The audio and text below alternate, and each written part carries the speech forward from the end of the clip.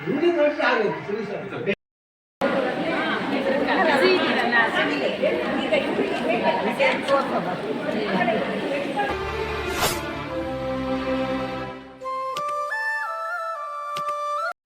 Guys, welcome to my channel. ಹೇಗಿದ್ದೀರಾ ಎಲ್ಲರೂ ಕೂಡ ಚೆನ್ನಾಗಿದ್ದೀರಾ ಅಂತ ಹೇಳಿ ಭಾವಿಸ್ಬಿಟ್ಟು ಇವತ್ತಿನ ಈ ಒಂದು ವ್ಲಾಗ್ನ ನಾನು ಸ್ಟಾರ್ಟ್ ಮಾಡ್ತಾ ಇದ್ದೀನಿ. ಇವತ್ತು ನನ್ನ ಮಗನ ಬರ್ಡೇ ಆಗಿರುತ್ತೆ.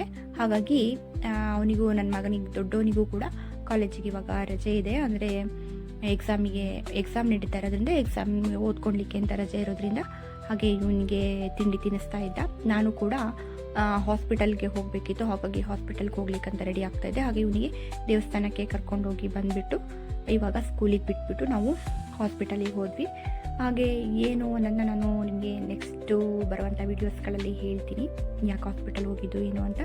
ಈ ವಿಡಿಯೋದಲ್ಲಿ ಅಷ್ಟಾಗಿ ನಾನು ಎಲ್ಲನೂ ಡೀಟೇಲಾಗಿ ಹೇಳ್ತಾ ಇಲ್ಲ ಹಾಸ್ಪಿಟಲ್ ಬಗ್ಗೆ, ಬೇರೆ ಎಲ್ಲನೂ ಕೂಡ ಹೇಳ್ತಾ ಇದ್ದೀನಿ.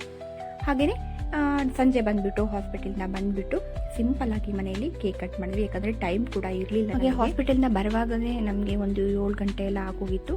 ಹಾಗಾಗಿ ಬಂದು ಕೇಕ್ ಕಟ್ ಮಾಡಿಬಿಟ್ಟು ಸಂಜೆ ಹಾಗೆ ಅಡುಗೆ ಎಲ್ಲ ಮಾಡಿಬಿಟ್ಟು ಊಟ ಮಾಡಿದ್ವಿ. ಅಷ್ಟೇ ಸಿಂಪಲ್ಲಾಗಿ ವರ್ಷ ಬರ್ಡೇ ಮುಗಿಸಿದ್ವಿ. ಹಾಗೆ ನೆಕ್ಸ್ಟ್ ಡೇ ನಮಗೆ ನಮ್ಮ ಒಂದು ಮಹಿಳಾ ಒಕ್ಕಲಿಗ ಸಂಘದಿಂದ ಪ್ರೋಗ್ರಾಮ್ ಇತ್ತು, ಆ್ಯನ್ಯುವಲ್ ಡೇ ಇತ್ತು. ಹಾಗೆ ಪ್ರತಿಯೊಬ್ಬರು ಕೂಡ ಅವರ ಏಜನ್ನು ಮರೆತು ಕೂಡ ಇಲ್ಲೆಲ್ಲರೂ ಮಗು ಆಗ್ತಾರೆ ಅಂತಲೇ ಹೇಳ್ಬೋದು.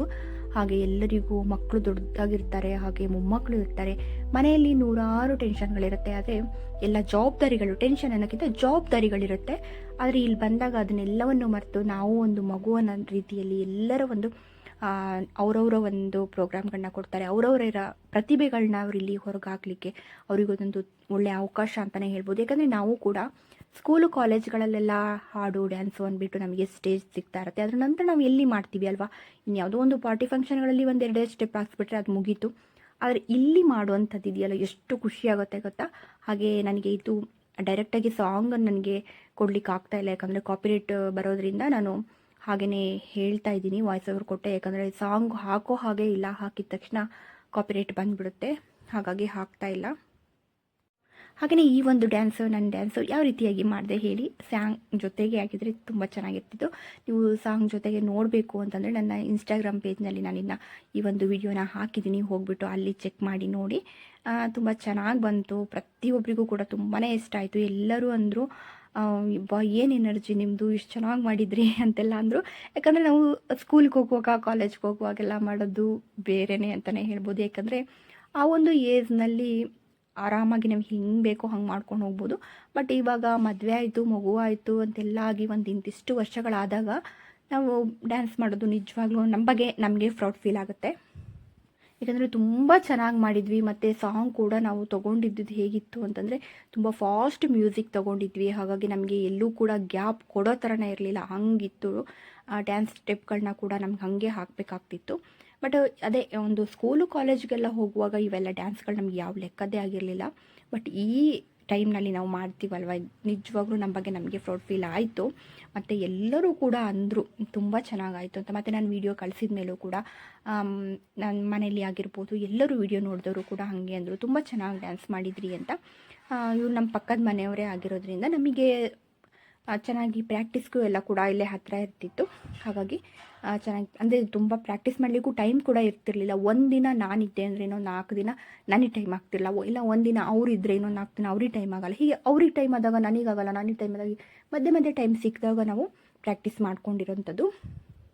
ಸಂಸಾರ ಅಂತಂದರೆ ಹಾಗೆ ಅಲ್ವಾ, ಏನಾದ್ರು ಒಂದು ಜವಾಬ್ದಾರಿಗಳಿರುತ್ತೆ. ಎಲ್ಲ ದಿನವೂ ಒಂದೇ ಥರ ಇರಲ್ಲ.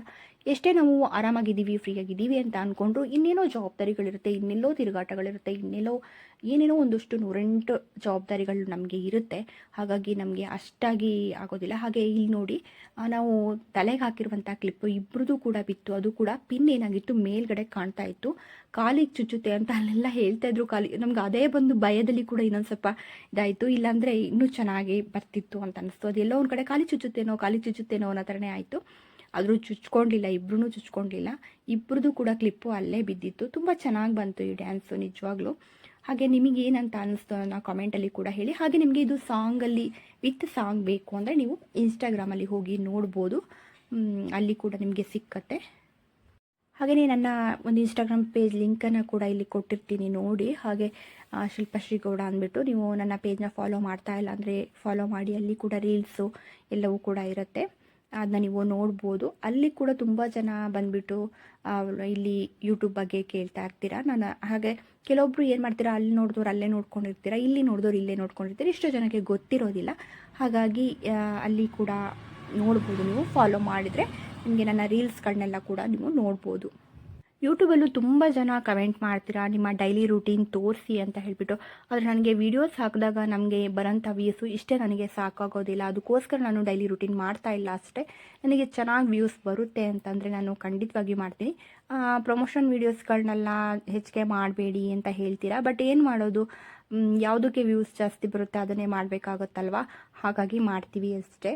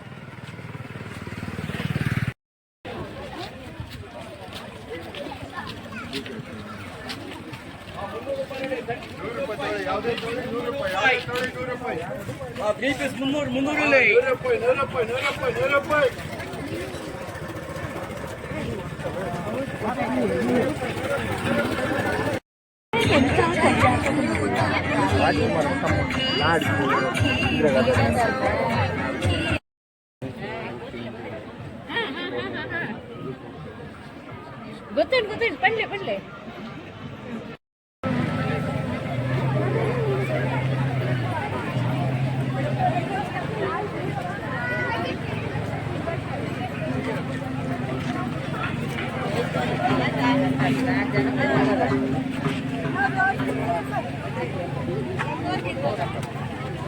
ಹಾಗಾಗಿ ಸ್ಯಾಟರ್ಡೇ ಇದು. ಇವತ್ತು ಮಧ್ಯಾಹ್ನ ಮಕ್ಕಳು ಸ್ಕೂಲಿಂದ ಬಂದ ಮೇಲೆ ಮಗನಿಗೂ ದೊಡ್ಡವನಿಗೂ ಎಕ್ಸಾಮ್ ಆಗ್ತಾ ಇರೋದ್ರಿಂದ ಅವನು ಎಕ್ಸಾಮ್ ಮುಗಿಸಿ ಬಂದ.